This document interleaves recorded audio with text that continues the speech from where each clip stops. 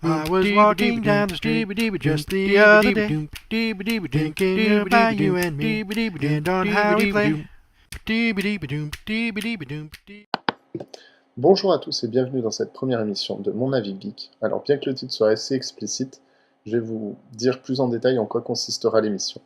Ça sera des épisodes de 10 minutes sur une série, un film, un manga, un comics, tout ce qui peut avoir un rapport avec la culture geek, en une seule prise, où en fait je vous donnerai mon avis sur une de ces œuvres-là.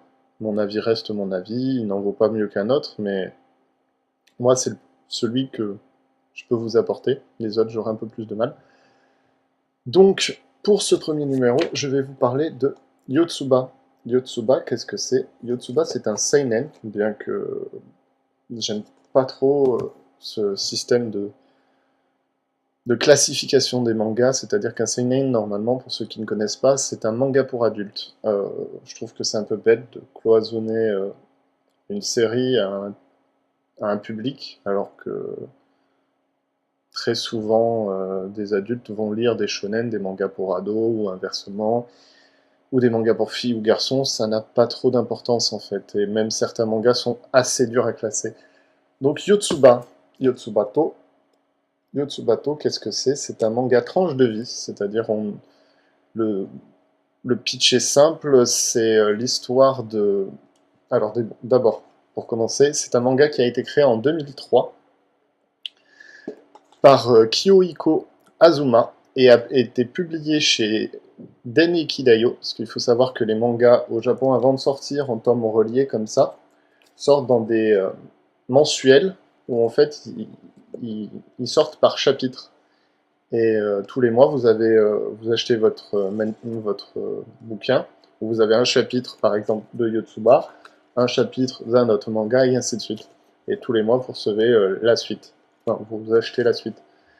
Donc, Yotsuba, c'est sorti chez Kurokawa en France. C'est sorti chez Kurokawa en France. C'est en 12 tomes, que ce soit au Japon ou en France. On a rattrapé le retard et maintenant ça sort assez. Ça suit la sortie japonaise de près. Alors, Yotsuba en France, c'est pas très connu en fait. Ça gagne à l'être déjà et ça le devient petit à petit. Mais à la base, c'était vraiment pas parti pour marcher. Et Kurokawa qui mise beaucoup sur cette série, déjà par rapport à son succès au Japon. Il faut savoir qu'au Japon, Yotsuba, ça marche et que c'est extrêmement apprécié. Les tomes sont vendus à peu près à 10 millions d'exemplaires, donc c'est énorme. Et ça marche aussi dans d'autres pays, parce que Yotsuba est un des rares mangas à être traduit dans plus de 10 langues différentes. Donc ça montre le succès même en dehors du Japon. Donc Yotsuba, qu'est-ce que c'est? Yotsuba, je vais vous montrer quelques couvertures. Dans ce manga, en fait, on suit la vie de cette petite fille qui s'appelle Yotsuba, qui a 5 ans. Elle est pleine de vie, elle est curieuse, elle est un peu déjantée. Et elle vient d'emménager dans une ville. Elle vient d'emménager dans une ville avec son père. Je vais vous trouver une photo. Voilà. Elle vient d'emménager dans la grande ville avec son père adoptif en fait, parce elle a été adoptée. Et elle va découvrir la vie, on va la suivre dans ses aventures journalières. Et elle va être voisine avec par exemple cette jeune fille. C'est avec la famille Ayase en fait. La famille Ayase est constituée des deux parents Ayase, plus de 3 filles, un peu plus vieilles que Yotsuba. Donc la première, la plus jeune, est, attendez, Ena, suivie de Fuka, la deuxième, et pour terminer, Asagi, la plus vieille. Alors, tous les personnages dans Yotsuba ont un caractère extrêmement intéressant, et, c'est vraiment ça qui fait le succès de cette série. C'est très drôle, déjà c'est très beau aussi. Techniquement, le manga est très bien réalisé. Même si c'est un style de dessin assez simple, au final, il est très efficace. Vous pouvez voir d'ailleurs les petites mimiques de Yotsuba qui sont vraiment marrantes. Et donc voilà, vous suivez la vie de cette petite fille. Qu'est-ce que... Ah oui, donc le titre. En français, on a tendance à dire Yotsuba tout court, mais c'est Yotsuba et le symbole E, Yotsubato en japonais. Parce qu'en fait, tous les chapitres de Yotsuba s'appellent Yotsuba et quelque chose. Parce que Yotsuba, à chaque fois, elle découvre de nouveaux trucs. Par exemple, dans le premier tome, Yotsuba et dire bonjour.